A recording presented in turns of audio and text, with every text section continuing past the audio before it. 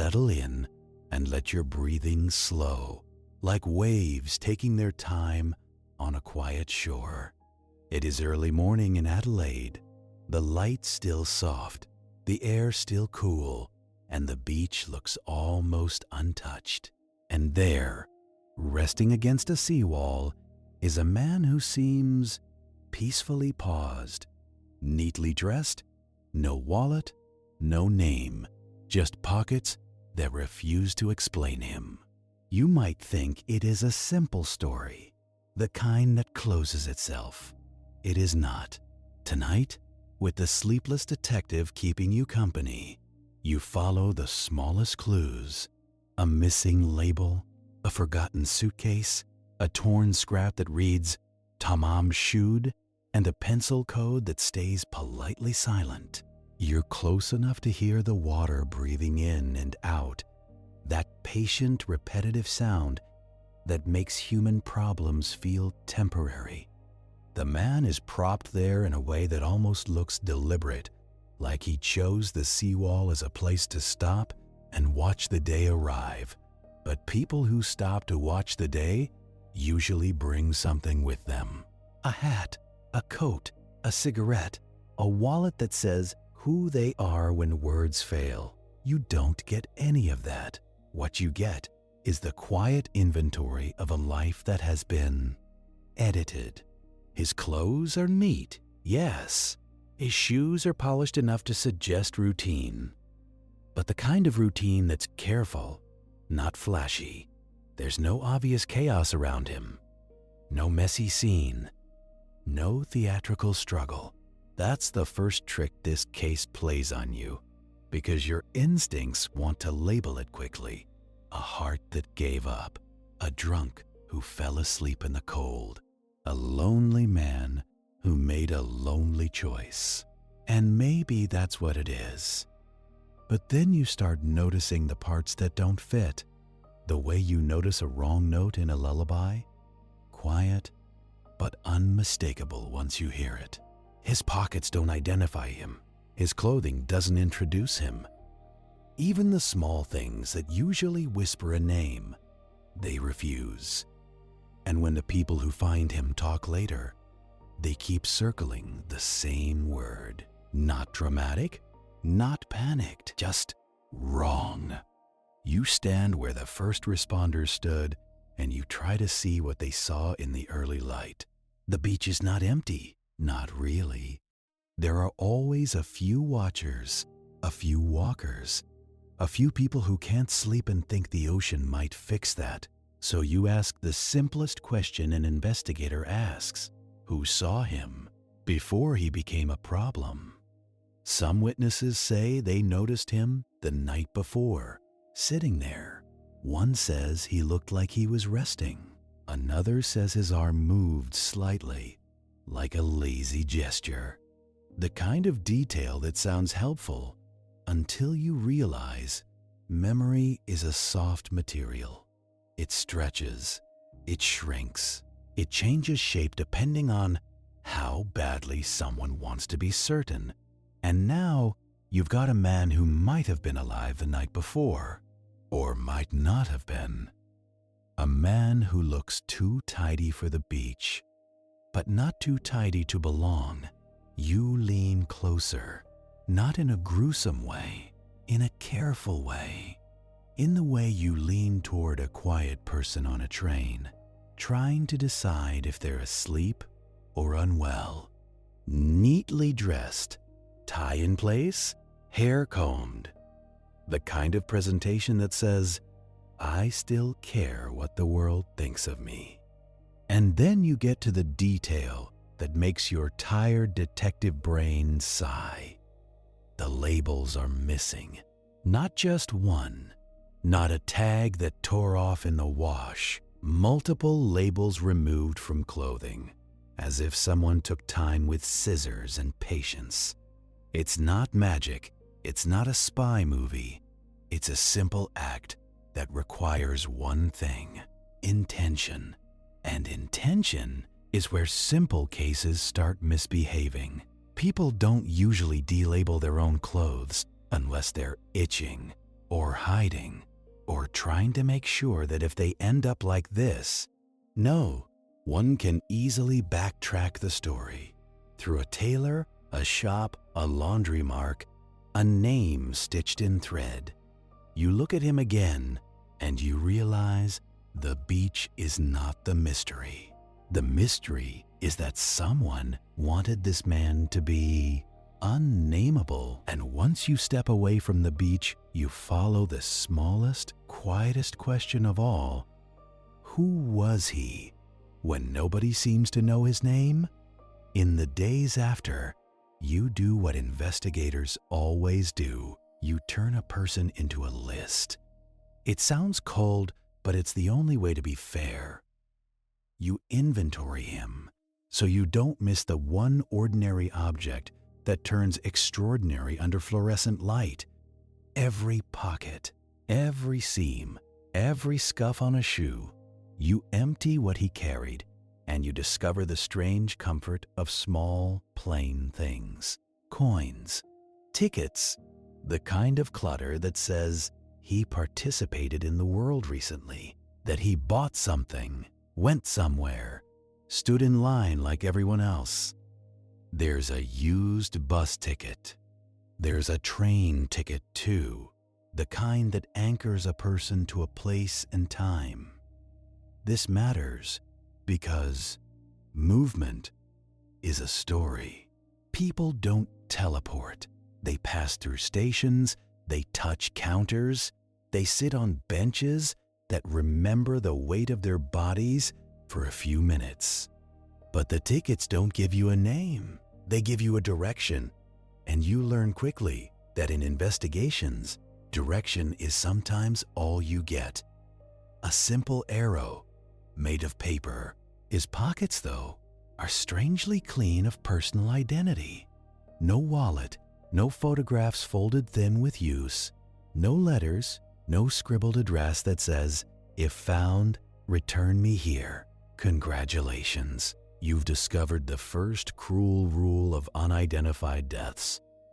If nobody claims them, you're left trying to claim them. With paperwork, you check the clothing again, you check the stitching, you check for laundry marks. That old working class fingerprint, the kind of thing that happens when someone sends shirts out to be washed and pressed, and the laundry writes a code inside, a number, a symbol, something that means nothing to you and everything to them. But even that trail is thin. The missing labels keep coming back like a refrain. Shirt labels removed, suit labels removed, anything that could easily be traced back to a shop, a brand, a location, gone. And it's not perfect. It's never perfect. The fabric still tells you something. The cut, the quality, the way the seams sit, enough to suggest he wasn't poor, at least not at that moment. Enough to suggest he knew how to present himself. You look at his shoes again, polished, not beach appropriate. But then again, people go to strange places in strange outfits for reasons that make sense only to them. The police do what police do in cases like this. They photograph him, they circulate the description, they wait for the world to recognize one of its own. Because most cases begin with recognition.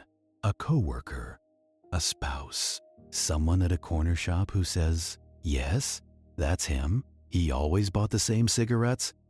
But the line where the name should go stays blank, and the blank space begins to feel intentional. You can feel the file being opened, the folder stiff in your hands, a date, a location, a body, and then a space where identity should sit, like a missing tooth your tongue can't stop finding. When recognition fails, you start walking backward. Because if he won't tell you who he is, you ask the city what it saw him do. And when the pockets don't give you a name, you do what tired investigators always do. You look for where he might have come from, One quiet step earlier in time. You go to the places where people become anonymous on purpose. Transit stations, waiting rooms, cheap hotels where nobody asks questions as long as you pay. A city is full of these soft hiding spots, places where you can exist without belonging to anyone. The tickets in his pocket point you toward public transport, and public transport is a gift and a curse. It narrows the map, but it doesn't narrow the person. Hundreds of men wear neat suits. Hundreds of men ride trains with their thoughts folded tight. Still, you follow the paper trail because paper is honest. It doesn't care about secrets. You trace the likely route, a train station, a bus stop, maybe a bench where he sat and waited, maybe a moment where he looked down at his hands and decided something that no one else would ever hear. And in that backward walk, you find the kind of detail that investigators love because it's dull and practical. A station locker. People use lockers for simple reasons. Their arms are tired. They're changing trains. They don't want to carry a suitcase through a day of errands. But people also use lockers for the reason they won't say out loud. They don't want to be seen with what they own. A locker is privacy you can rent.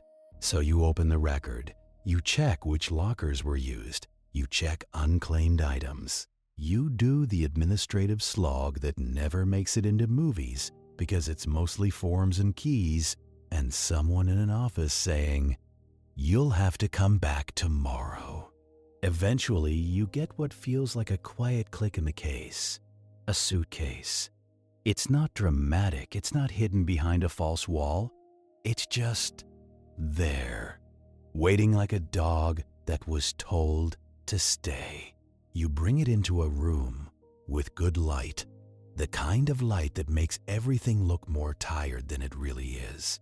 You set it down, you open it, and you feel that strange intimacy investigators feel, the one nobody talks about. Because opening someone's suitcase is like opening their habits, their preferences, their sense of order. This suitcase is tidy, not luxurious, not chaotic. Spare clothes, folded, practical. The choices of a person who packed with purpose. You see socks, shirts, maybe spare underthings. Items that say, "I intended to continue living. I intended to need clean clothes again." And then the labels. More labels removed. Not all, perhaps, but enough to make the pattern stand up and clear its throat. Enough to confirm that the missing tags on the body were not random wear and tear. Someone did this steadily, unhurriedly, with consistency. That is the part that makes you tired, because consistency is work. Consistency is planning. It means this wasn't one sloppy moment. It was a method. You examine the suitcase like it's a drawer someone forgot to close. Not a treasure chest, not a conspiracy box, just a container of ordinary life. But ordinary life, when it's arranged too carefully, can become its own kind of disguise. You check for initials, laundry marks, anything. And yes, there are markings, possibly a code written in a way that means something to a business. It might be a laundry identifier. It might be a manufacturer's mark. It might be nothing. Investigations are full of might. You also notice something else in the suitcase. A thread of identity that doesn't match the man on the beach.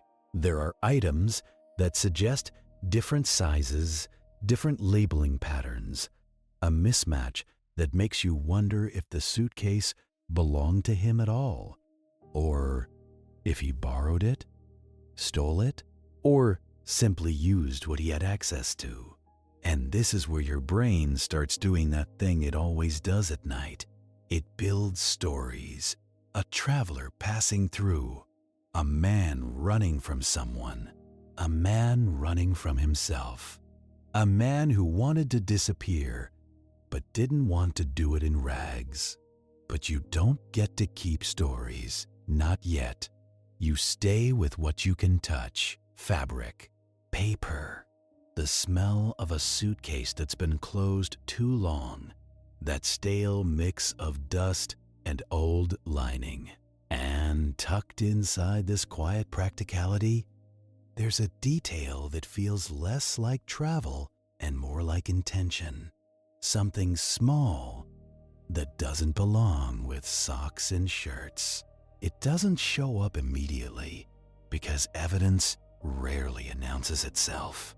It waits to be noticed the way a misfiled document waits in a cabinet until some exhausted clerk finally sees the tab is the wrong color. The detail is not the suitcase itself. It's not the clothing. It's not the missing labels, even though those keep tapping the glass like a moth. It's the sense that someone was writing a message in reverse, removing names, removing brands, removing origins, as if identity itself was the thing being discarded piece by piece. And then the case gives you something you can hold in 2 fingers, a scrap of paper, small, torn, carried close. The paper that shouldn't be there, Tamam Shud. You find it not in the suitcase at first, but with the body in the careful process that follows. In the way a pocket gets searched again because someone realizes they missed a seam, or a hidden fold, or a tiny watch pocket where people tuck secrets and lint. The scrap is tucked in, quietly, intentionally, like a bookmark that doesn't belong to any book you can see. It's printed, not handwritten. That matters because printed words have a source. They come from somewhere: a newspaper, a pamphlet, a book, and the words on it are strange in a way that isn't loud. 2 words that sound foreign to many ears, but look clean on the paper. Tamam Shud. Finished. Ended. You don't need melodrama to feel the weight of that. It sits there on the tongue like a closed door. It suggests finality without explaining what ended, or why, or who decided it was time.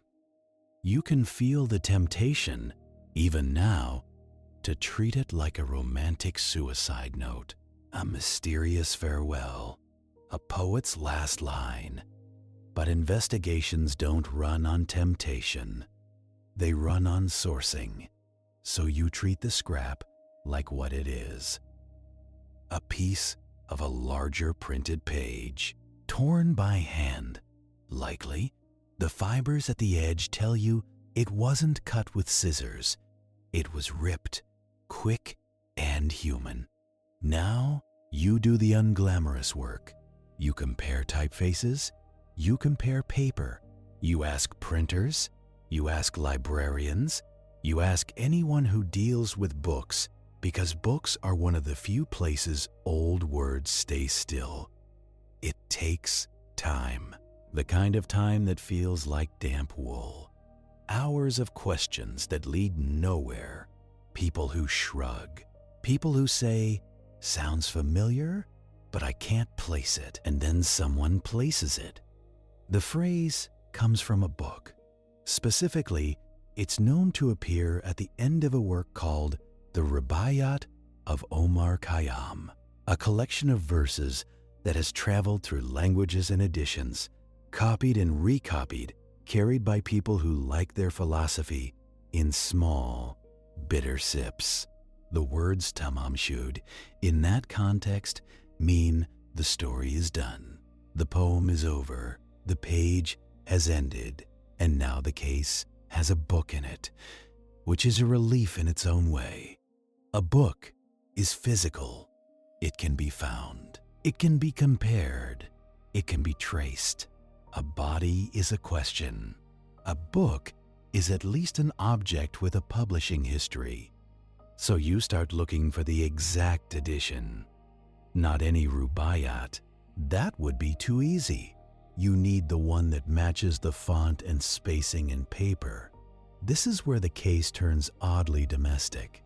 Investigators asking around about poetry books, people rummaging through shelves, libraries smelling like dust and varnish, a city briefly united by the idea that somewhere there is a missing book with a missing ending.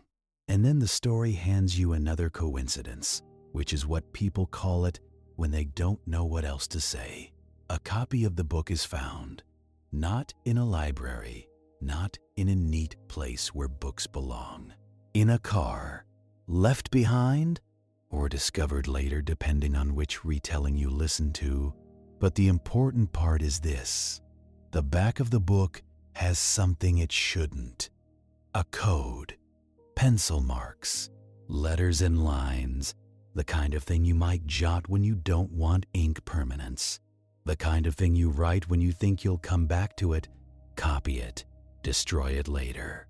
Except later never comes. And once you have a book in the story, you naturally open it, because sometimes the next clue is waiting where a reader's thumb would rest. You hold the rubaiyat, and you feel the quiet familiarity of paper that's been handled. Not ancient, not sacred, just used. You flip through, looking for the torn page where the scrap could have come from.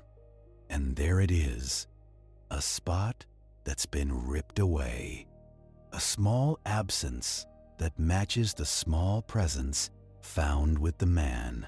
It's an odd feeling, matching an absence to an object, like fitting a missing puzzle piece by its shadow. The book becomes a bridge between the dead man and the living world. Somebody owned this. Somebody read it. Somebody had it in their hands long enough to tear out the ending and keep it. You smell the pages.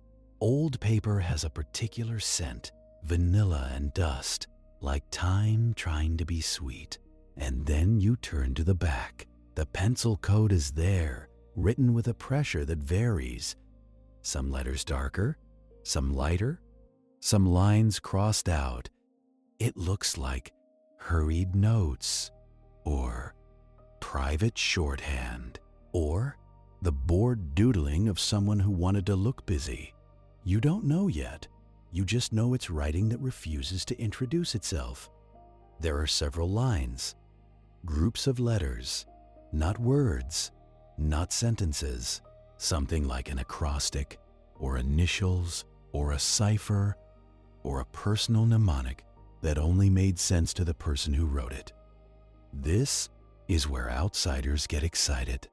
This is where the myth grows teeth. Codes make people feel clever. People want to solve them. They want to be the one who unlocks it, who sees the pattern nobody else saw. But you've been in enough evidence rooms to know the truth. Most codes aren't genius. Most codes are messy notes written by someone who didn't expect to die before explaining them. So you approach it gently. You let the code be what it is. Pencil on paper. Human uncertainty fossilized in graphite. Experts take a look. Amateur code breakers take a look. People with too much confidence and not enough humility take a look. The problem is, you can make letters mean anything if you push hard enough. You can impose patterns like you impose meaning on clouds, and the code stays quiet. It does not crack open and spill a confession. It does not neatly reveal a name and address. It just sits there, stubborn as a locked drawer, with no key. The letters look something like this, in spirit if not exactness. Short clusters, lines that might be separated like sentences. Maybe an extra letter added above. Maybe a cross-out that suggests the writer changed their mind. You stare at it long enough, and you start seeing your own thoughts in it, which is always the danger. So you do what investigators do when a puzzle becomes too seductive. You look for something else that can be tested. And the book gives you that too. Because along with the pencil marks, there is a number, a phone number, not printed by the publisher, written, added by a human hand. It's the kind of detail that feels almost merciful, because phone numbers are not poetry. They are practical. They belong to someone. They ring, and ringing is action. Ringing is forward motion in a case that keeps trying to drift into dream logic. You copy the number, you confirm it, you make sure it's not a printer's code, not a scribble mistaken for digits. It is a real number, and now you have the simplest investigative step in the world. You call it, and that phone number leads you away from ink and paper and toward the soft-lit ordinary world of a person answering a call they never expected. You imagine the house before the call comes in, not because you're trying to be cinematic, but because this is what these cases do. They reach into normal life with a cold hand, a kettle, a newspaper, the slow rhythm of a day that is not supposed to contain mystery. Then the phone rings, and suddenly someone is asked a question that doesn't belong in their living room. Do you know this man? Do you recognize this book? Did you write this number? Is a woman. Her life is not public. It didn't ask to become part of a famous case. She is pulled into it anyway, the way bystanders always are. Through nothing more than proximity and chance, you speak to her, or someone like her, and you realize quickly that witnesses are not vending machines. You do not put in a coin and get out the truth. You get discomfort. You get half memories. You get careful pauses where someone decides what they can safely say. Her reaction is described as surprise, maybe shock, maybe something harder to name. And people have argued about that reaction for decades, as if a single facial expression could solve everything. But you and I both know the truth about reactions. People react strangely when they're startled. People react strangely when police call. People react strangely when their past taps on the window. So you keep your tone even.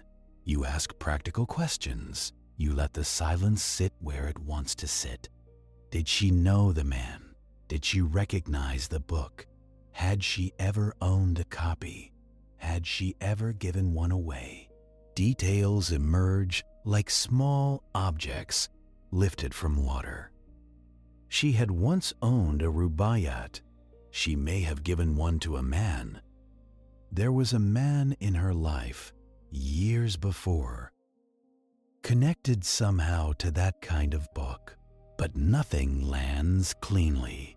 Nothing snaps into place with a satisfying click. Instead, the case does what it always does when it can't decide what it is. It gathers rumors gently, like dust collecting in corners. Maybe she knew more than she said.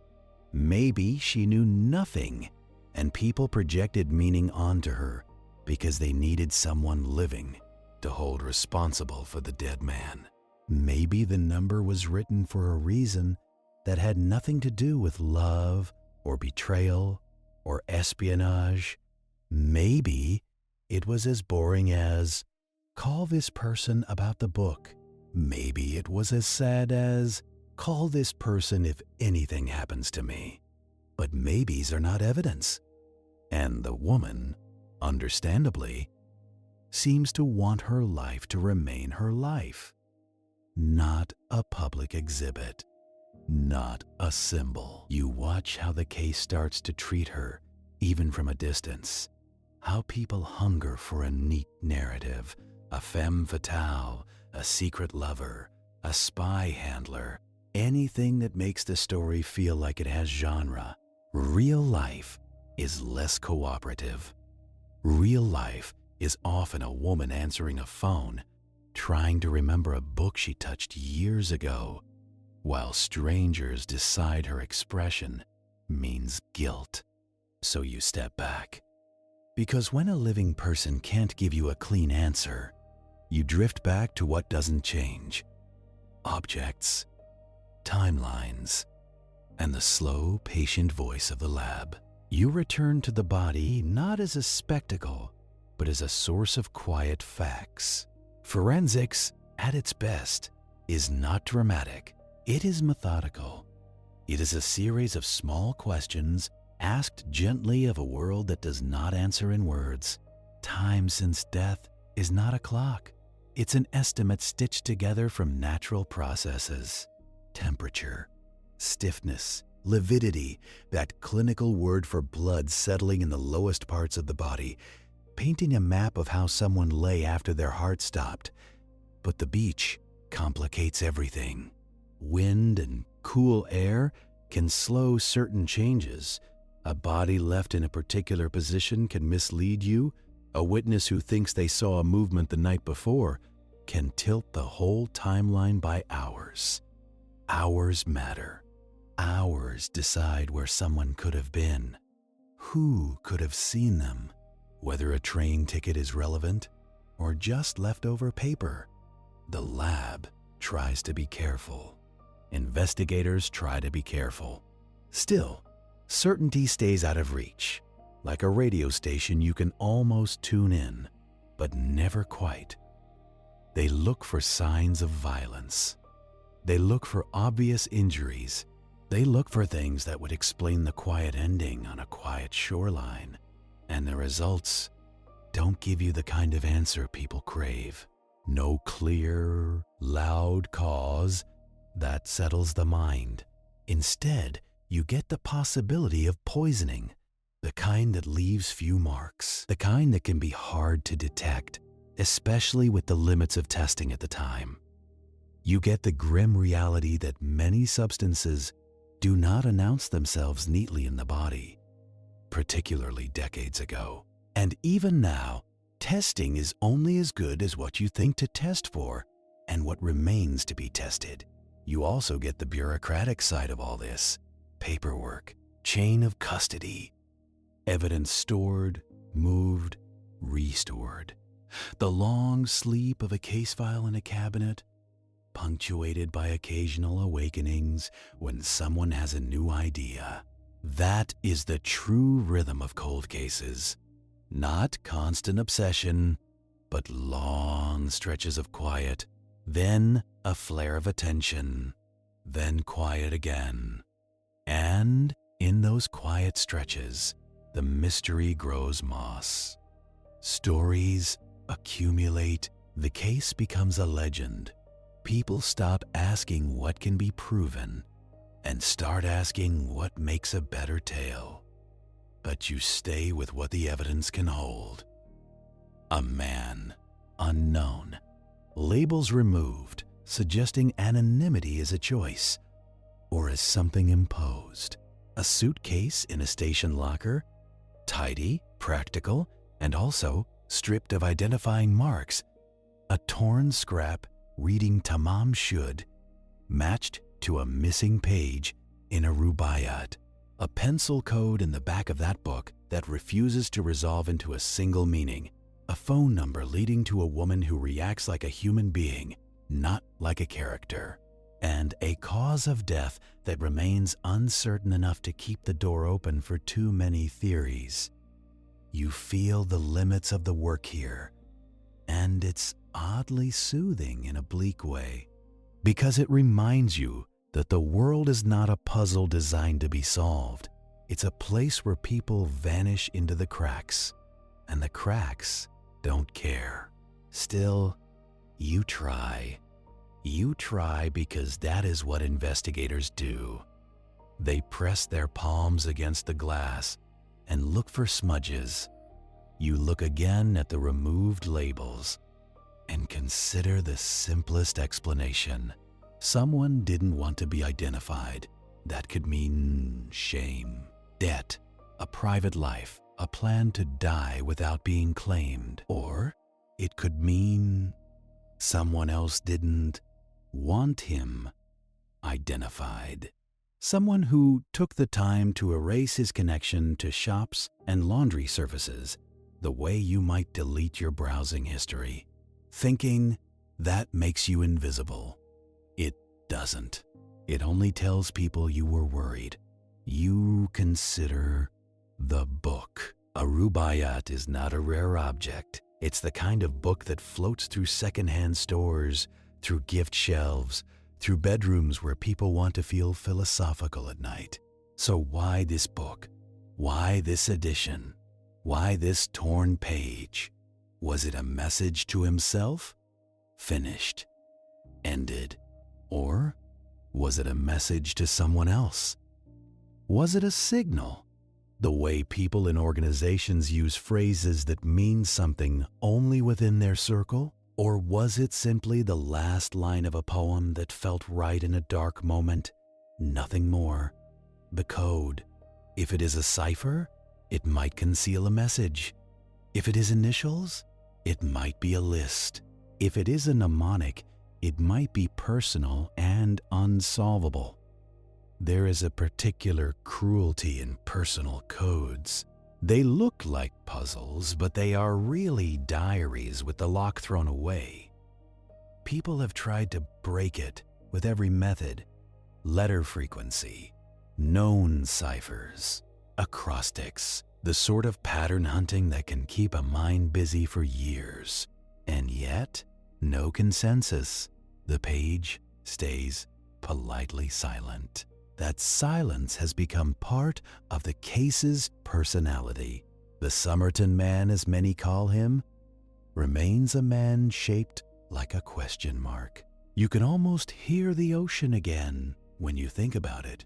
That steady sound that refuses to change tempo for human drama.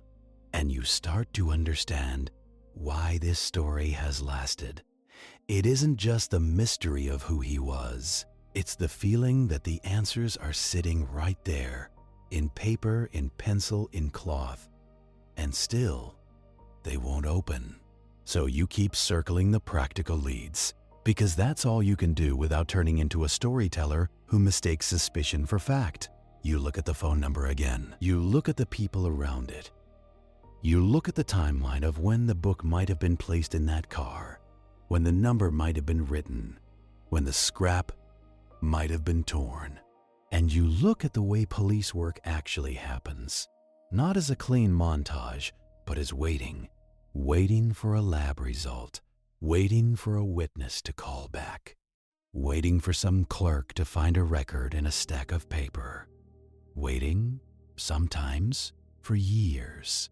In the meantime, the case collects small human details, the sort that don't solve anything, but make the person feel closer. His hands, described as soft, suggesting he did not do heavy manual labor recently. His clothing, suggesting he cared about appearance or wanted to blend into a certain social layer. The absence of a hat on a sunny coastline, which could mean he lost it, discarded it, or never had one. Even his posture against the seawall, which looked almost composed, as if he had arranged himself to be found in a particular way. None of this convicts anyone. None of it identifies him. But it paints a silhouette. And in a case like this, a silhouette is better than nothing. You return again and again to the same thought. The missing labels are work. The torn scrap is a choice. The code is effort. And effort suggests that at some point before that morning on the beach, someone was doing something deliberate. Maybe the dead man, maybe someone else. And that is where you leave your mind for now, hovering in that gentle uncertainty, because the next step is to take that deliberate little world of paper and pencil and stare directly at the code itself, line by line, and ask what it could be without forcing it to become what you want. And that's where we go next, slowly, patiently, into the graphite shadows of those penciled letters that still refuse to speak. You let the page sit under the light a little longer, and you stop treating it like a magic trick. You treat it like what it is, graphite pressed into paper by an ordinary hand at an ordinary angle on an ordinary day that stopped being ordinary later. You look at the lines the way you look at tire marks in wet sand. Not for poetry, for direction, pressure, rhythm, hesitation. Where the pencil digs in, where it floats, where someone paused long enough to change their mind. There's a peculiar intimacy in that. A dead man doesn't get to speak, but his handwriting, or the handwriting tied to him, still has a pulse in it. It speeds up, it slows down, it makes mistakes. Some lines are crossed out. Not dramatically, just scratched over like the writer realized, too late, that they were leaving too much behind. Congratulations, you have learned the second cruel rule of unsolved cases. The clue that looks most like a clue is often just a person thinking on paper. Investigators, of course, still do what they have to do. They copy the code carefully. They photograph it. They pass it around. Because even if it's just thinking on paper, thinking has patterns. You try the simple ideas first, because the simple ideas are the ones that actually solve things. Is it an acronym list? Is it the first letters of words from a poem? Is it the sort of reminder you'd jot for yourself like a shopping list? Except your groceries are secrets. The rubaiyat itself tempts you into one particular possibility. Those verses are short. They are often quoted. People memorize them. Some people turn them into mottos or private prayers. So you try the obvious. You take lines from the poem and you see if the first letters match the code. You try different translations, different editions, different line breaks, and you learn something soothing. In a bleak way, you can spend a lifetime forcing a pattern into place. If you want it badly enough, anything can become a key. That is why investigators prefer locks that click, fingerprints, receipts, train timetables, things that either match or they do not.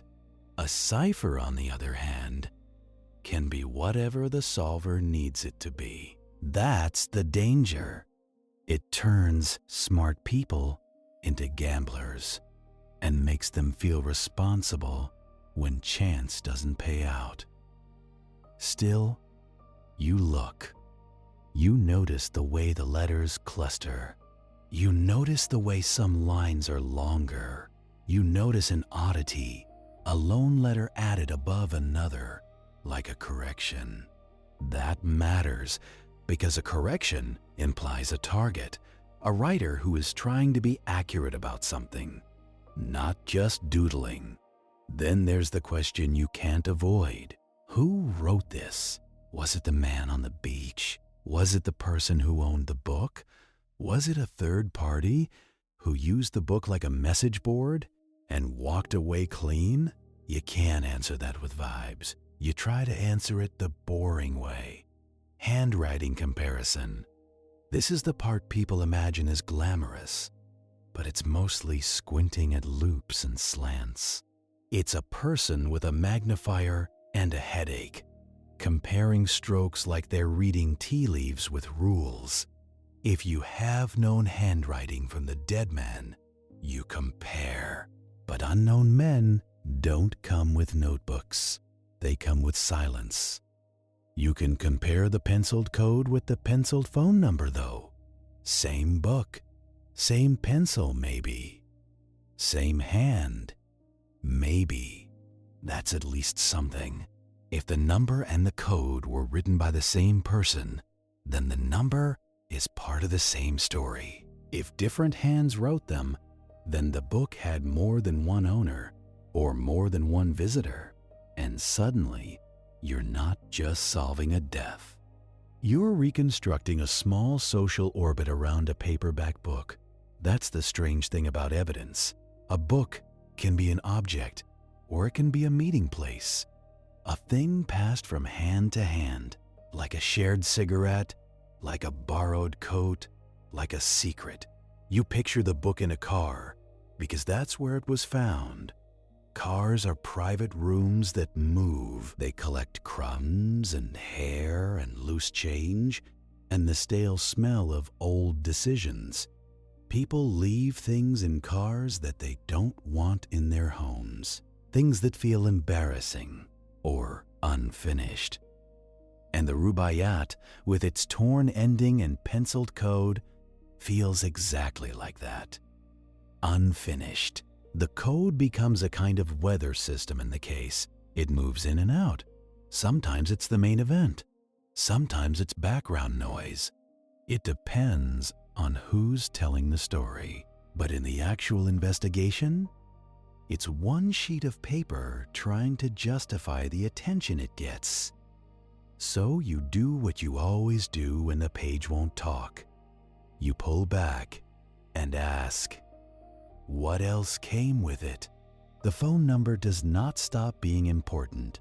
Just because the code is stubborn, the number is still a path. It leads to a living person, and living people have histories, even when they're careful. You go back over what can be said plainly. A woman is linked to that number. She is contacted.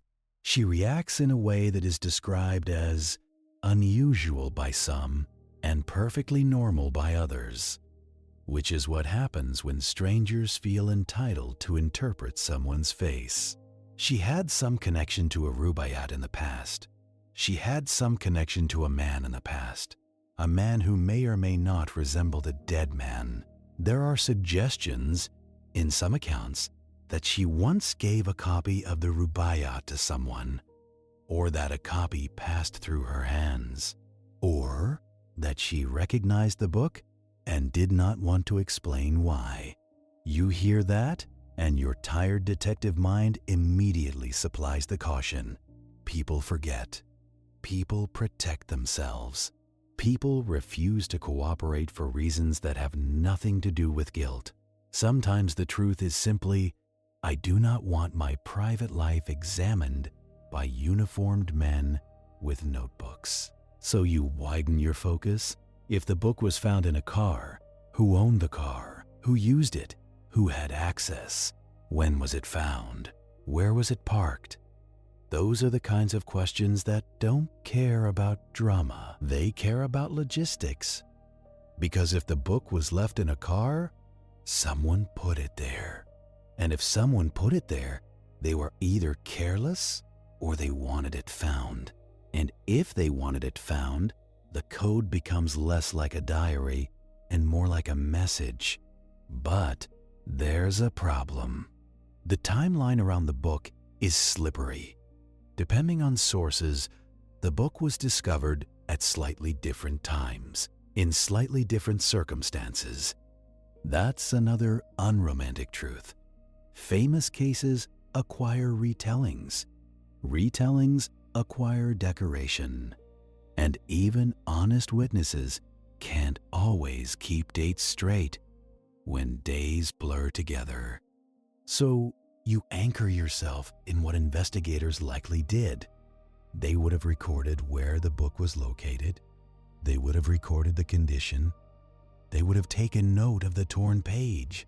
They would have tried to trace where the book was purchased. Bookstores, secondhand shops, libraries, gift inscriptions. And here's where you hit the soft wall of the era. Records are not what they are now. There are no convenient digital trails, no quick search of receipts, no camera footage from every doorway. A person could buy a book with cash, leave it in a car, and vanish back into the city like smoke. That means the case remains dependent on the small human things: a witness, a neighbor, a shopkeeper with a good memory. And memory, as you have already learned, is a soft material. So you keep the code in one hand and the rest of the evidence in the other, and you watch how they fail to meet in the middle. The dead man's clothing, for example, is both ordinary and odd. Ordinary in style, odd in detail.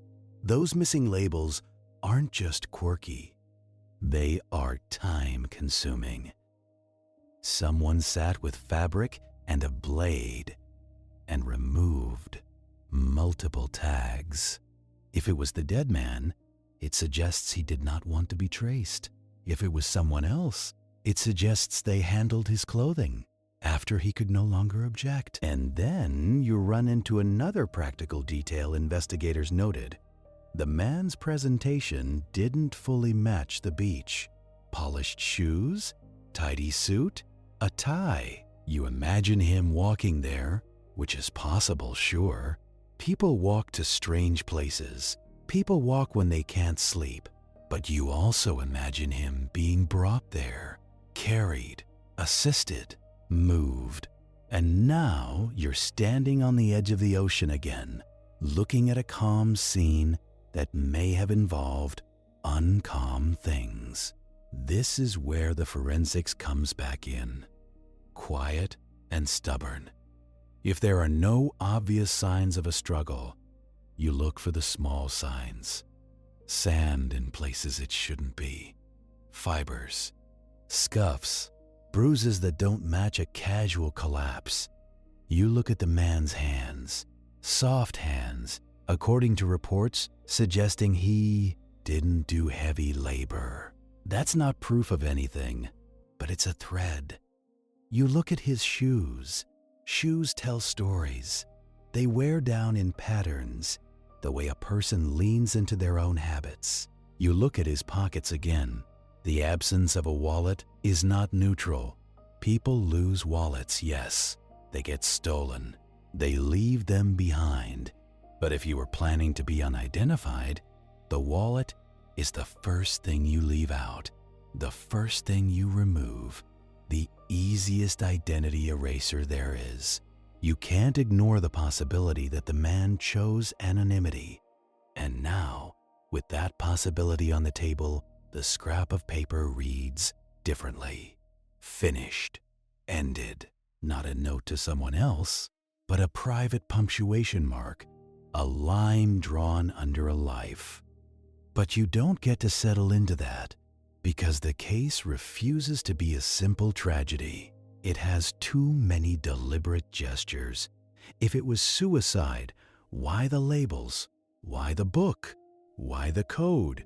Why the number? Why the torn ending? Some people will tell you it's because he was a spy, which is the laziest exciting answer in the world. It makes the mystery feel important. It turns an unknown man into a character with a job title. But spy stories in real life tend to be paperwork and boredom and cautious meetings, not poetry books with codes on the back, like a teenager's idea of tradecraft. And yet, you can't deny that intelligence agencies existed and that they used ordinary objects, because ordinary objects don't get noticed. A book is ordinary. A scrap of paper is ordinary. A penciled code is ordinary. It's the combination that makes your neck prickle. So you look at the era, late 1940s, post-war anxiety, the world rearranging itself. Australia with military ties, bases, secrets that didn't make the newspapers. You ask yourself, with a weary honesty, if someone wanted to send a message, would they choose a famous poetry book and a dramatic phrase that literally means finished?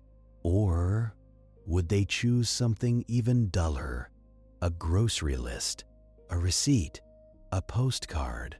the more you stare at Tamam Shud, the more it feels like a human choice, not a professional one. Too on the nose, too final, too theatrical. And that points you back toward the most boring answer again. A person read a poem, felt something, and carried the ending like a stone in their pocket. But boring answers don't always explain deliberate anonymity. They don't always explain missing labels and luggage left behind. So you keep moving, not in circles, in spirals. You go back to the suitcase because suitcases are unromantic and truthful. They contain the kinds of items people need when they plan to be somewhere tomorrow. A spare shirt implies tomorrow. A comb implies tomorrow. A neat fold implies a mind that still cared about sequence. And yet, he ended up on a beach, unidentified, with no clear story. You start listing the possibilities like you list train stops, not because it solves anything, but because it stops your brain from jumping at shadows. Option 1, he traveled to Adelaide and intended to leave, but did not. Option 2, he lived nearby, but presented as a traveler. Option 3, the suitcase is not his, or not entirely his, and the trail is contaminated by someone else's belongings. Option 4, he was meeting someone, and the suitcase was a staging point left in a locker to keep his hands free.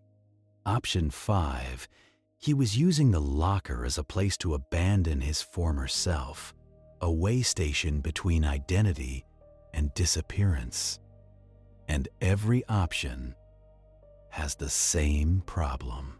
You need someone to confirm it, someone to say, yes, I saw him with that suitcase. Yes, he checked the locker. Yes, he boarded that train. But the witnesses you have are soft outlines, a man seen on the beach, a vague memory of movement, a recollection of a face that may be reconstructed later and still not match anyone. So, you lean on the lab again, even though the lab can only do so much.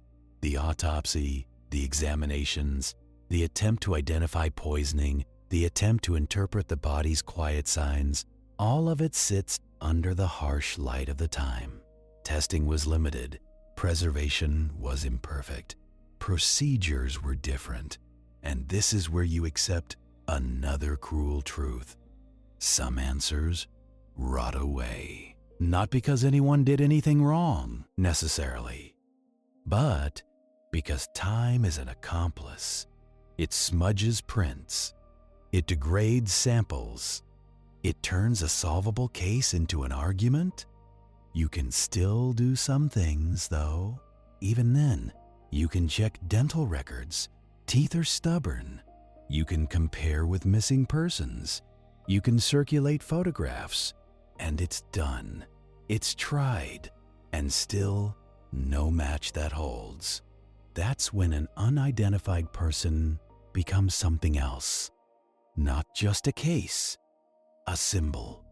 He becomes the Somerton Man, which is a name that is not a name. It's a location wearing a trench coat. And the case becomes a mirror. People look into it and see what they want. Spies, lovers, poison, suicide, secret children, ciphers. You try not to want. You try to stay procedural because procedure is how you respect the dead without inventing them. So you take one detail at a time and you press it gently. The labels removed. The suitcase left in a station locker. The scrap torn from a poetry book. The code penciled and crossed out. The number leading to a woman who wants to be left alone. And you ask, which of these details would exist in a mundane death? Labels removed, uncommon, but possible if someone was trying to vanish. suitcase in a locker, common enough for travelers, scrap of paper from a book, possible, code, less common, unless it's not a code at all, number, very possible, if the book moved through ordinary hands. So the strangest element remains, the combination. The way these ordinary things stack into an odd shape, and that odd shape is what keeps you awake if you let it. But you're not here to let it. You're here to observe it calmly, the way you observe rain on a window. So you decide to examine the code again, but differently. Not as a cipher to be solved, but as a behavior. You ask what kind of person writes letters in lines at the back of a book. A person memorizing something. A person making an acrostic. A person recording names as initials. A person noting horse bets, or racing results, or sports lineups. A person who doesn't want others to read what they wrote. And now, instead of dreaming about espionage, you think about ordinary secrecy, affairs, gambling, debts, shame, the quiet vices people hide behind neat suits. A neat suit is often a curtain. It doesn't mean the house behind it is clean. So you test those mundane theories. Were there local racing events? Were there patterns in the letters that could correspond to horses or track names? Did any of the initials match known names in the woman's orbit? And again, you find the limitation. You can make anything match if you try hard enough, which is why the code is still there, still silent, still refusing to be your satisfying ending. You set it down, and you go back to the one thing that doesn't lie the same way people do. Time. The man was found in the morning. Witnesses may have seen him the night before. The suitcase was in a locker. The book was found in a car at some point after. There's a window, and within that window, something happened. You try to fill that window with footsteps. He arrives in the city. He moves through a station. He checks a suitcase. He obtains or carries the book. He ends up at the beach. He dies. That's the skeleton. But the muscles, the connective tissue, the motive, they are missing. And when motive is missing, people fill it with melodrama. You resist that, and instead, you focus on the dull reality check. Investigations don't progress like stories. They progress like filing systems. Someone had to take that scrap of paper and put it in an evidence envelope. Someone had to label it. Date, time, location found. Someone had to store the book. Someone had to photograph the code. Someone had to type reports on a machine that clacked and complained. All of that work, all of that effort, and still the story doesn't resolve. That's when you realize the case is not just a mystery. It's a lesson in limits, and limits are part of the bedtime mood, whether you like it or not. The world does not always give you closure. Sometimes it gives you a drawer of objects and tells you to make peace with that. But we're not making peace yet. Not tonight. We're still following the file, because once a case goes famous, it also goes long, decades long. It becomes a thing people revisit when new tools appear, and that's where the story drifts, slowly, into the later years. Not in a flashy way, in a quiet, bureaucratic way. People talk about exhumations, about preserving remains, about trying to pull identity from what time left behind. Deoxyribonucleic acid, a word that sounds like a lab, but is really just inheritance, made physical, your body's quiet signature. In modern times, this is where unidentified people sometimes get their names back. Not through recognition, but through biology, through distant relatives, through the strange fact that you can be identified by someone you've never met. But those efforts take time. They take permissions. They take debates. They take funding. They take someone stubborn enough to keep caring when the rest of the world moves on. You keep that in the back of your mind, not as a resolution, but as a reminder that cold cases don't die. They hibernate. Meanwhile, in the original era, investigators do what they can. They compare the dead man's face to missing persons lists. They check sailors. They check migrants. They check men who left home and never returned. Australia, then and now, has people passing through. Workers, travelers, men who drift to ports and jobs and disappear when the work dries up. An unknown man is not rare. An unknown man with deliberate anonymity is rarer. So, you keep circling back to that. What kind of person removes labels? Someone with time. Someone with care. Someone with reason. You imagine him in a rented room, late at night, with scissors, removing tags one by one. The radio low. The future already decided, but not yet enacted. Or you imagine someone else doing it, which feels colder. A person standing over his belongings, deciding what to erase.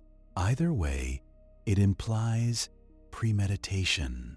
And premeditation is the hinge between accident and intent. You also think about the suitcase again, and the locker. Lockers are traceable in a limited way. There are keys, there are tickets, there are logs. Sometimes, if you had the locker key on him, that would be one story. If you do not, that is another. Because if the suitcase was unclaimed, it means the key wasn't used again. The person who placed it there never returned, or didn't need to. That could be because he died, or because the suitcase was not meant to be retrieved. And if the suitcase wasn't meant to be retrieved, it becomes less like luggage and more like disposal, a person shedding weight. People do that before they vanish. They toss documents. They ditch items. They simplify. It's the human version of closing tabs before handing someone your laptop. As if deleting the evidence deletes the past. It does not. It only tells you there was something worth hiding. So you take that thought and you carry it forward, because the outline of this case is starting to form a theme. Ordinary objects used to control what can be known.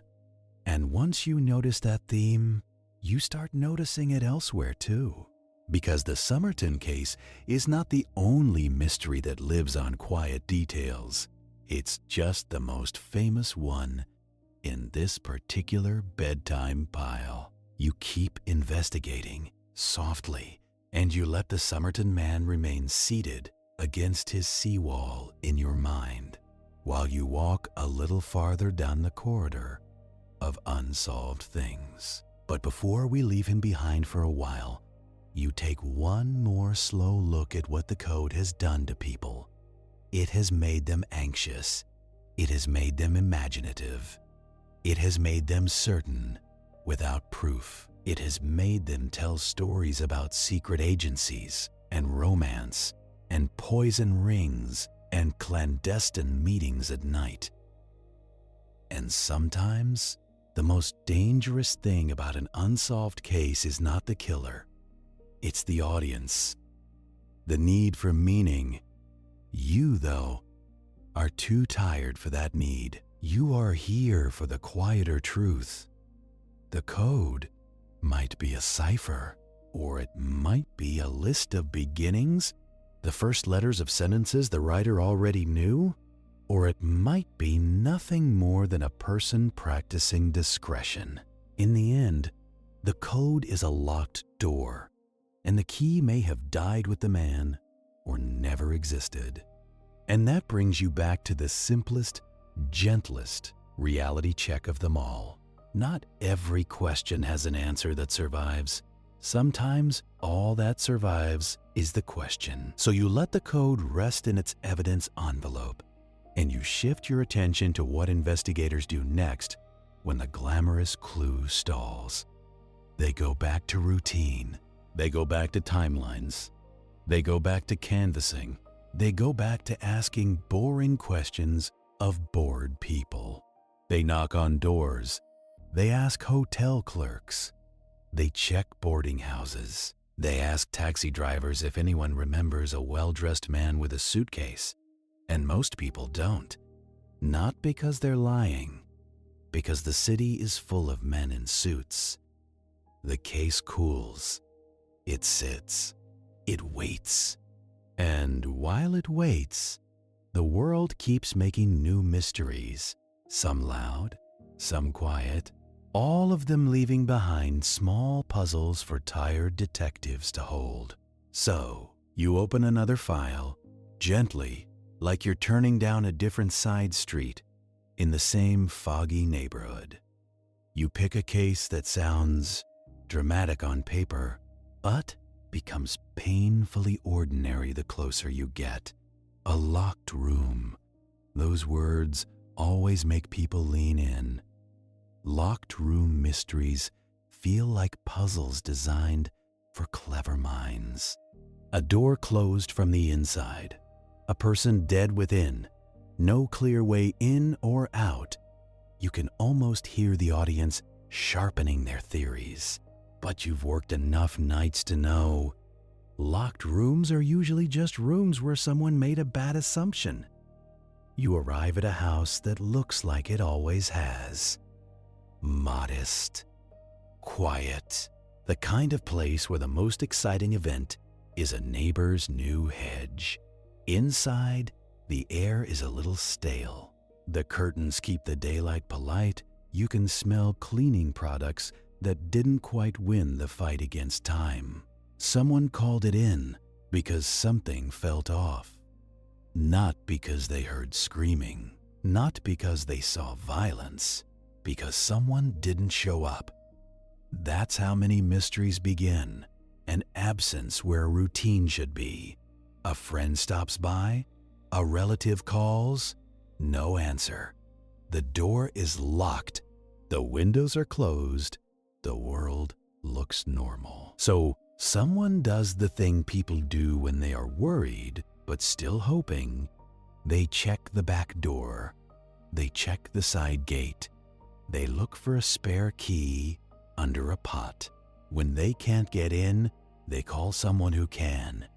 And you, being the one with the keys and the paperwork, arrive to turn a private home into a scene. The door is locked, they say. From the inside, they say. There is no way anyone could have entered, they say. Congratulations, you have been handed a statement that is almost always wrong. Because people confuse unfamiliar with impossible. A locked door is not a sealed vault. It's just a piece of wood with hardware. You start with the basics. You look at the lock itself. You look for fresh scratches. You look at the frame, the place where force leaves its signature. Nothing obvious. Then you look at the windows, because windows are where certainty goes to die. A window can be closed and still not be latched. A window can be latched and still be pried. A window can be opened from the outside with nothing more than patience and a thin tool. Or a window can be left unlocked because the homeowner trusted the neighborhood, and the neighborhood betrayed them quietly. You walk the perimeter, slow. You listen to the house settling, those small creaks and ticks that sound like secrets moving. And you find the detail everyone missed because they didn't want to climb over the garden bed. A bathroom window, small, high, the kind people forget exists. It's closed now. It looks innocent, but the screen is loose, not torn, not obviously forced, just loose enough that someone with careful hands could remove it, set it aside, and put it back. That is how most locked room mysteries work. Not with magic, with overlooked maintenance. You note it, you photograph it. You don't announce it like a revelation from the heavens. You just write it down, because paperwork is how you pin reality to the wall. Inside, the person is found in a room that feels too quiet for its purpose. No signs of a wild struggle, no overturned furniture, no theatrical mess. Again, your instincts want to label it quickly. Natural causes, accident, a fall. But the timeline doesn't cooperate. The person was expected yesterday, or 2 days ago. Their phone was untouched. Their mail was piling. Their routine stopped. And now you're back in that familiar place where a quiet scene can still be wrong. You talk to neighbors, and neighbors give you what neighbors always give you. Half-seen details. A car that might not belong. A sound that might have been a door. A memory that might have been last week instead of last night. People remember feelings better than facts. They remember that something felt odd. They remember that a dog barked at an unusual hour. They remember that the streetlight flickered. These are not useless, but they are not clean. So you go to the practical mechanisms again. Spare keys. Every locked room has them, whether people admit it or not. Hidden under stones, taped inside a mailbox, left with a friend, forgotten in a drawer. You ask the family, and they hesitate, because admitting there is a spare key feels like admitting vulnerability. Eventually, someone mentions it. Yes, there was a key. It was kept in a certain place, and when you check, it's missing. Now that could mean everything or nothing. A missing spare key could be the entire story, or it could be a coincidence, stolen months ago by someone who never used it. But it is a detail that doesn't fit the tidy claim of impossible entry. You keep going. You look at the lock on the inside of the door. Some locks can be manipulated. Some can be locked behind you as you leave. Some doors swing shut and click on their own. You'd be amazed how often a door that is said to be locked from the inside is simply locked. The last person out pulled it shut, or someone entered through a window, did what they came to do, and left through the same window, then locked the door behind them using a key they stole or copied. Keys are another ordinary horror. They are small, easy to duplicate, easy to borrow, easy to take without someone noticing. And this is where the locked room mystery becomes what it usually is. Not an impossible crime, a crime that relied on the victim's normal habits. Someone who trusted someone. Someone who left a window unlatched.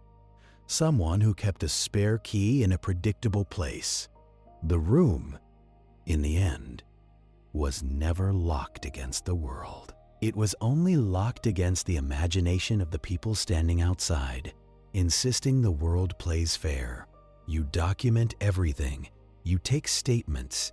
You collect small items that might matter later. Fibers, a fingerprint smudged on glass, a footprint in soft dirt outside the bathroom window, almost erased by morning sprinklers.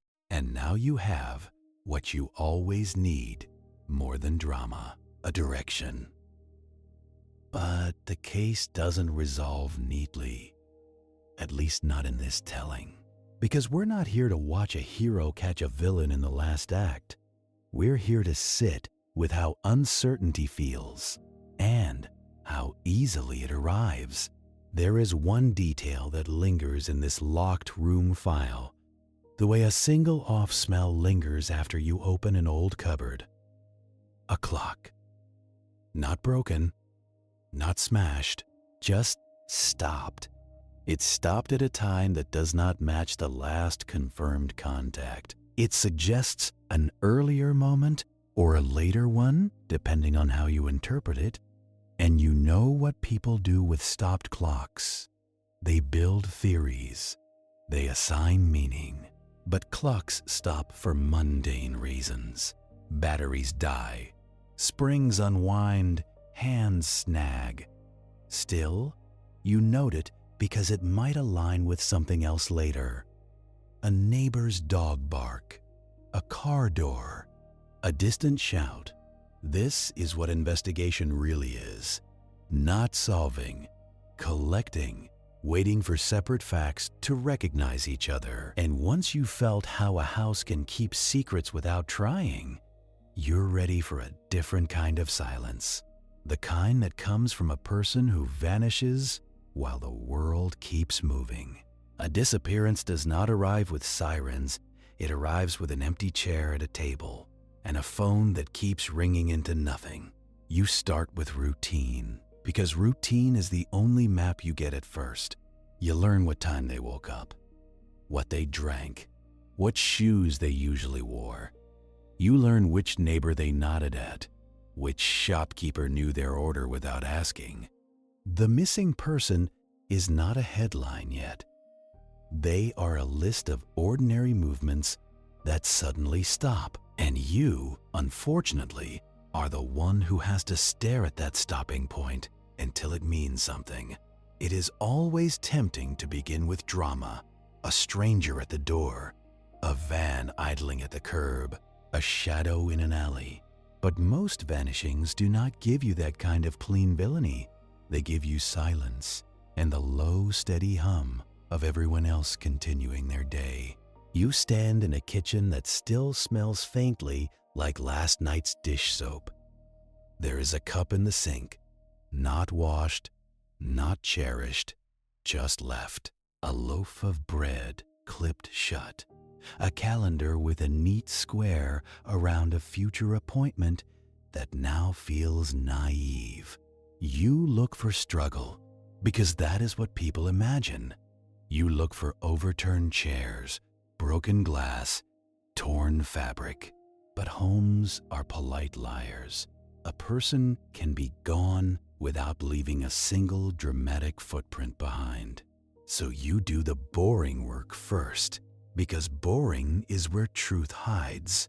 You ask for their last confirmed sighting, and you define what confirmed means. Not, I think I saw them. Not, someone said they were out. You want a timestamp that can stand up in court without flinching, a receipt, a clocked-in shift, a bus pass scan, a phone call logged by a carrier.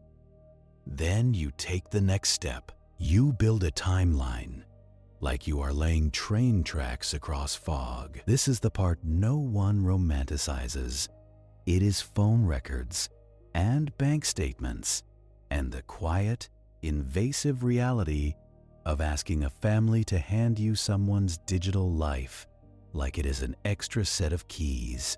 If the missing person carried a mobile phone, you look at it like a little lighthouse that has suddenly stopped blinking. You check the last ping. You check which towers it spoke to. It sounds precise, and it is not. Cellular location is a rough sketch, not a portrait. Towers overlap, signals bounce, cities get in the way. Still, it gives you a region, a suggestion, a place to begin walking circles. And if there is no phone, you go older, you go analog. You ask who last saw them in person, and what they were wearing, and whether they seemed normal. Normal is another soft word. People say normal because it helps them sleep. They say normal because admitting something felt off makes them feel responsible for not doing more. So you don't ask, were they normal? You ask, what did they say? What did they do? Did they mention the future? Tomorrow, next week, next month? Did they mention fear or money or a person's name they usually avoided? Then you do the gentle, grim thing. You figure out whether this disappearance looks voluntary. Voluntary does not mean happy. It does not mean free. It means the person may have walked away under their own power for reasons that could be as simple as exhaustion or as complicated as danger. You look for packed bags. You look for missing documents, passports, bank cards, a birth certificate, the paper bones of identity. If those are gone, it can suggest planning. If they are left behind, it can suggest suddenness. Or it can suggest someone who wanted to vanish without being traced. Congratulations! You have discovered the third cruel rule of missing persons work. The same detail can mean two opposite things depending on the life it came from. You ask the family about arguments because arguments are often the last loud thing before silence. You ask about relationships because people vanish into other people all the time, sometimes willingly, sometimes not. And while you do all of this, you feel the clock in your own chest. Because the first 48 hours are not magic, but they are fragile. Leads are warm. Memories have not yet cooled into stories. A passerby might still remember the coat, the walk, the strange pause at a corner. So you canvass, like tired feet tracing a neighborhood's edges. You knock on doors. You collect small pieces of footage from small cameras, doorbells, shop security, parking lots. Each clip is a little rectangle of time that does not care about your urgency. You watch the missing person cross a frame, or you don't. Sometimes the camera shows nothing, and that nothing becomes a character in the case. A blind spot, a gap between lenses, a street that somehow has no eyes on it at all. That is where people slip through. You talk to friends, co-workers, the awkward ex who says, "I haven't heard from them," and sounds relieved. The neighbor who says, "They always waved," and now feels unsteady in their own hallway. Everyone wants to help, until helping means being honest about what they ignored. The search itself becomes a strange ritual. Flyers appear on poles, on shop windows, on community boards near lost cat posters.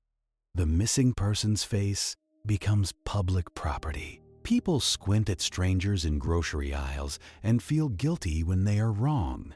You coordinate volunteers if there are volunteers.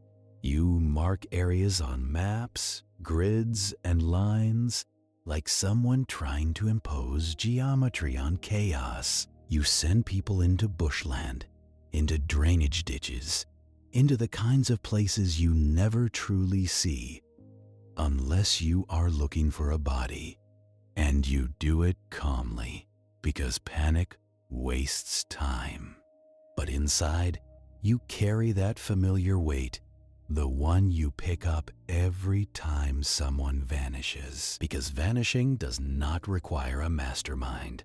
It requires a moment. One bad decision near water, one confused walk into the wrong stretch of scrub, one lift accepted from the wrong person on the wrong night. And that is what makes it so hard to sleep with these cases. Not the violence, the randomness. Except it is not always random.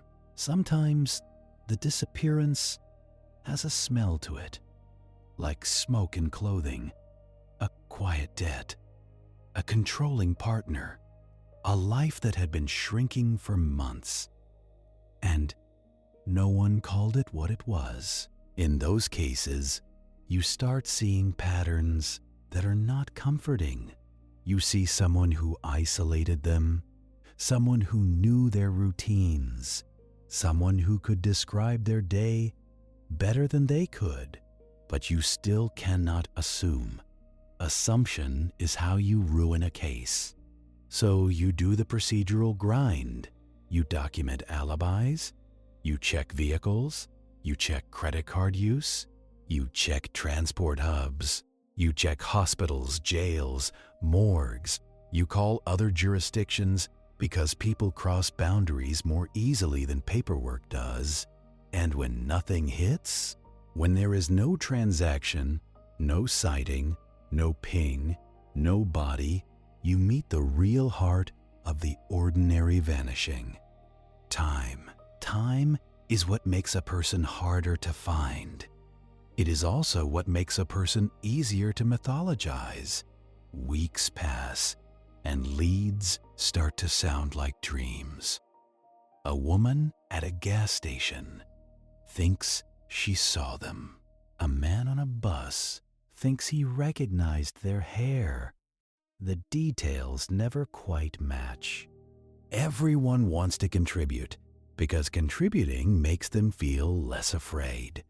And you, stuck in the middle, have to treat every tip like it could be true, without letting it swallow you. There is a particular quiet pain in talking to families during this phase. At first, they are frantic. They are certain the next call will fix everything. Then they become exhausted, a long, thin exhaustion that makes their voices quieter and their eyes sharper. They learn your tone. They learn what it sounds like when you have something real and what it sounds like when you are only calling to say nothing yet. They also learn how the world moves on. Friends stop calling as much. Coworkers stop asking. The flyers fade in sun and rain. Eventually, the missing person becomes a story people tell in the past tense, even though nobody has earned that tense. And you keep working it anyway, because that is the only respectful thing to do. You revisit the last place they were seen, because your mind likes loops. You stand where they stood. You look at the same street light. You imagine the same wind. You ask yourself what you missed, even if you did everything right. Sometimes, months later, a detail comes back with teeth. A piece of footage from a camera that was not working at the time, repaired later, its storage recovered. A bag found behind a shed. A witness who finally admits they lied because they were scared of what they knew. But often, nothing comes back at all. The case becomes a folder that grows slowly, a few pages at a time. New printouts, updated age-progressed photos, a note that says, "No further leads." Then, later, a new detective inherits it and tries to feel the warmth of a person they never met. That detective is you now, in this little nighttime story, carrying a quiet stack of unanswered lives, and it does something to you. Because in the Somerton case, you had a body, a fixed point, an ending you could touch even if you could not explain it. In a disappearance, you do not even have that harsh mercy. All you have is the outline of a life and the place where it stops. So you learn to respect ambiguity even when it hurts. You learn that some people vanish because they want to. Some vanish because they are taken. Some vanish because the world is indifferent and physics is unforgiving. And sometimes you never learn which one it was. That is the ordinary vanishing. It is not glamorous. It is not cinematic. It is a slow fading of certainty, like a photograph left too long in sunlight. You close that file gently not because it is solved, but because you cannot stare at absence forever without becoming part of it, and because there is something your mind keeps doing. As the night drifts on, it keeps returning to that beach, not to the drama, to the stillness, to the way the ocean keeps moving, and a man can become a question without anyone noticing him arrive. You go back there in your head, the way you return to an old neighborhood you worked too many nights. The route feels familiar. The air feels the same. The sand holds its shape until the next wave smooths it down, and you stand again near the seawall with the early light too soft to feel real. The Somerton Man is still there, in memory, still neatly dressed, still without a name you can say out loud with confidence. You revisit the central questions, but you do it plainly, without trying to charm yourself with theories. Who was he? Why did he remove the labels? Or why were they removed for him? Why did he carry a torn phrase that meant finished? Why did a book end up in a car with a page ripped out like someone wanted the ending in their pocket instead of on the shelf? Why did the pencil marks sit there, refusing to translate into anything agreed upon? And the most stubborn question of all, why did nobody come forward clearly, undeniably, to claim him? You can offer possibilities, and you can do it without turning them into gospel. He could have been a traveler, passing through, cut loose from family, or estranged, or simply alone in a way that left no one checking on him. He could have been using a false name, or living under one, because the past behind him was heavy enough to hide. He could have been involved in something small and ugly, gambling debts, a relationship that curdled, a confrontation that did not need a spy agency to become fatal. He could have been poisoned deliberately because poison is quiet, and cowards love quiet. Or he could have died by his own hand, choosing a clean presentation, choosing anonymity, choosing a phrase from a poem as his private full stop. But each possibility hits the same barrier: evidence. The missing labels suggest intention, but they do not tell you whose intention it was. The suitcase suggests travel, but it does not prove ownership. The book suggests connection, but it does not confirm a relationship. The number suggests a line between two lives, but it does not tell you what kind of line.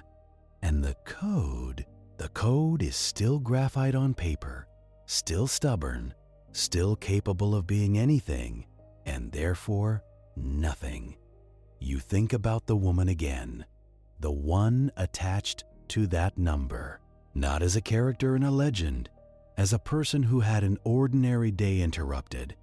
If she knew him, she may have been protecting herself, her child, her reputation, her safety. If she did not know him, she may have been trapped by coincidence, forever linked to a dead stranger, because her number happened to be written in the wrong book at the wrong time. Either way, her presence in the file is a reminder of something important. Investigations do not just disturb the dead. They disturb the living, sometimes for decades. You consider the small procedural details that people skip over when they want the story to be glamorous. The book was examined, yes, but it was also handled, stored, moved, re-examined. Each handling is a chance for contamination, a chance for error, a chance for the kind of tiny mistake that grows large later. The body was examined, yes, but the tests available were limited, and some substances vanish from detection with time, heat, decomposition, and the plain fact that you do not test for what you do not suspect. The suitcase was cataloged, yes, but luggage can be swapped, borrowed, stolen, donated without a direct witness.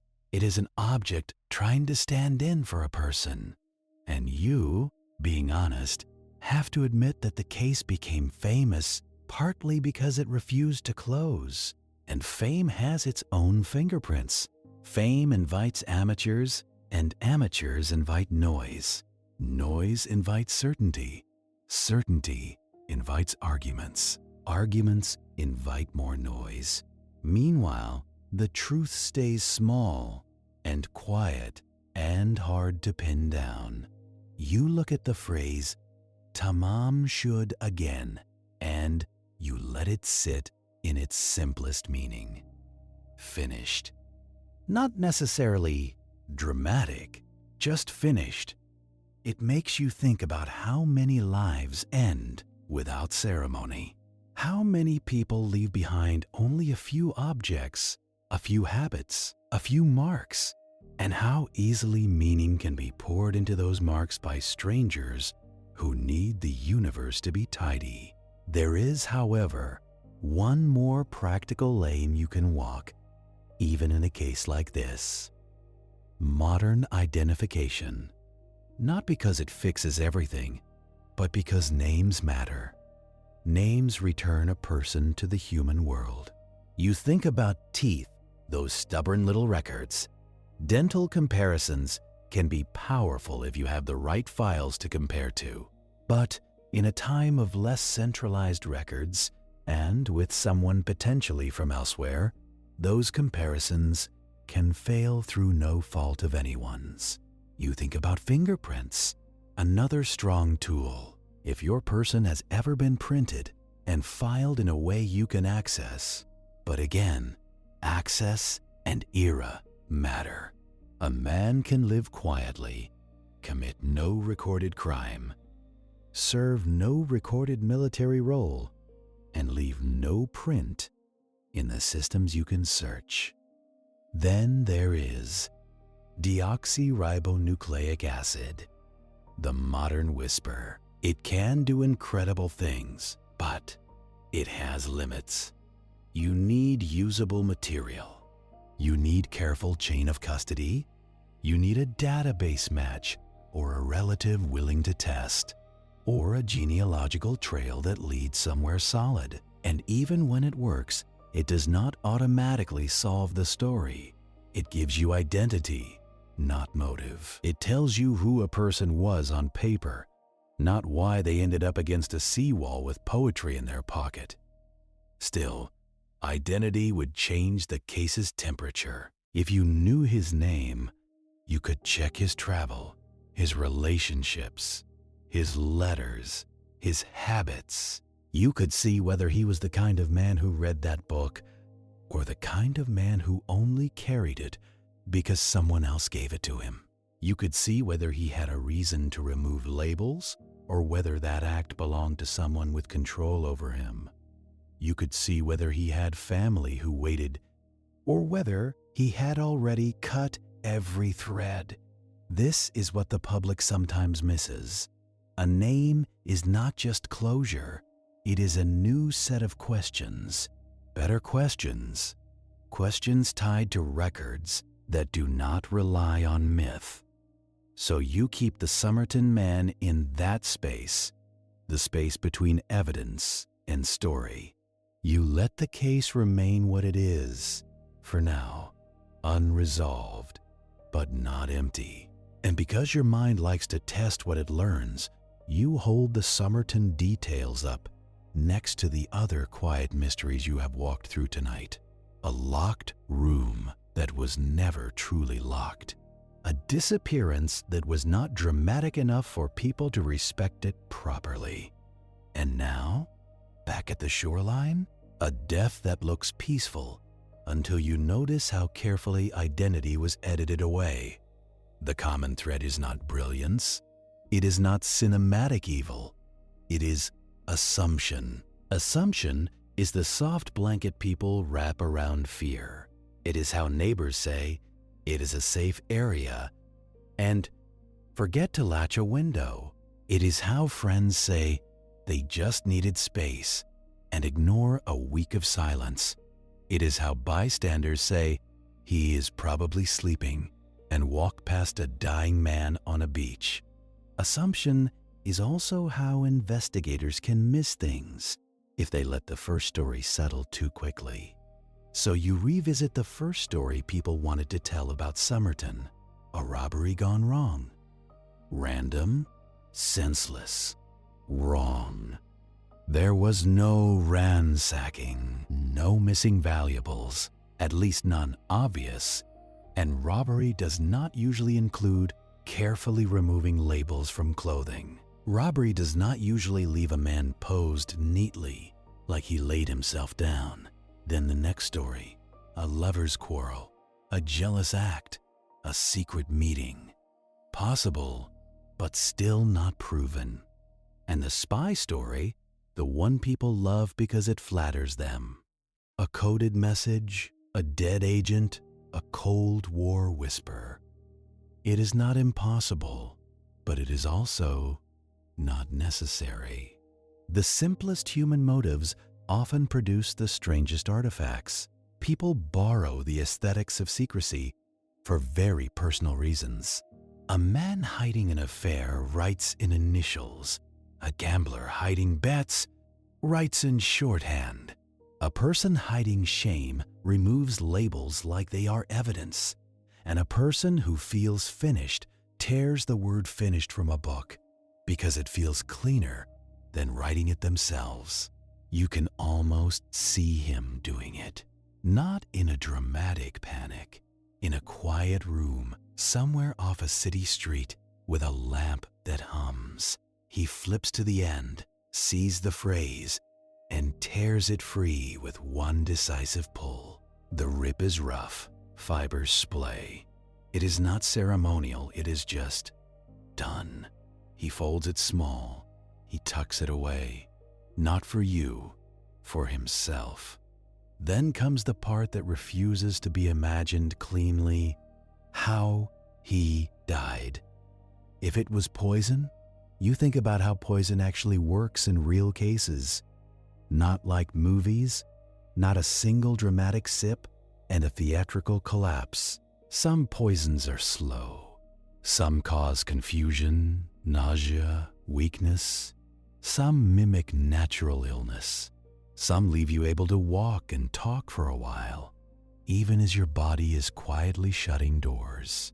That means a poisoned person can still travel. They can still sit on a beach. They can still look to passers-by like someone resting after a long day. It is one of the bleak truths of toxicology. The body can be in crisis without looking cinematic. And if it was self-administered, that opens another sad corridor. A person can choose a substance precisely because it is quiet, because it does not draw a crowd, because it reduces the chance of interruption. The beach, in the early hours, offers privacy dressed up as public space. But then you remember the witnesses, the possible movement of an arm, the casual glance from someone who kept walking. You remember how fragile those recollections are and how powerful they become when there is no other timeline to hold on to. So you keep it grounded. You remind yourself that most of this case is built out of negative space. No identification, no confirmed associates, no definitive toxicology, no solved code, no undisputed explanation for the book's journey. And yet, the physical pieces persist. A suitcase, a book, a scrap, a few penciled lines. You think about how investigations handle objects like these over time. They become relics. They become fought over. People argue about custody. Museums want them. Police want them preserved, but also out of the way. Every movement risks loss. Every retelling risks distortion. And still, the objects wait, patient as the ocean. That patience is the final texture of this case, the way it refuses to resolve on your schedule, the way it remains unfinished, like a sentence that trails off. And it is tempting at this point to turn away, to say, it cannot be solved, so let it be legend. But a tired detective never fully believes in letting things be legend. Legends are comfortable, and comfort is not the job. So you keep pulling at the smallest threads, the ones that are still real. You go back to the suitcase inventory, and you imagine how it would look laid out on a table. Each item separated, tagged, photographed, clothing folded into evidence, shapes the way the living fold their clothes without thinking. You ask again whether the sizes match the man. If they do not, you consider that he may have purchased second-hand clothing, or that he may have swapped with someone, or that the suitcase may have been staged. Staging is another unglamorous word. It means someone arranged a scene to suggest a different story. It happens in domestic crimes more than people want to admit, because domestic crimes are often committed by people who think they are smarter than consequence. If someone staged the Somerton scene, they did it with a light touch, not with blood and theatrics, with absence, with erased labels, with removed identity. That is a particular style of control. Then you revisit the locker. Lockers have keys. Keys have numbers. Numbers can be recorded. Even in old cases, there are often paper trails, but those trails can be lost or destroyed or never properly kept. A busy station does not treat every locker like it is part of a future mystery. It treats it like storage. So you accept that the locker may never speak, and that brings you back once more to the code. The code has been treated like the core of the mystery, but it may not be. It may be a side note that survived by accident. It may be the kind of private shorthand that makes perfect sense to one person and nobody else. You think of how many times you have scribbled something that would look bizarre to a stranger. A reminder, a set of initials, a broken sentence, something you could understand in the moment and forget entirely a week later. Now imagine that note becomes your legacy. That is the quiet cruelty here. A man's life reduced to a scrap that says finished, and a pencil scrawl nobody can agree on. You let that sit because it is the emotional truth, even if it is not the forensic truth. And then you remind yourself of the one thing investigators learn sooner or later. Even if you cannot solve the story, you can still narrow what is plausible. The Somerton Man did not stumble onto that beach in a random outfit. He was dressed with care. The labels did not remove themselves.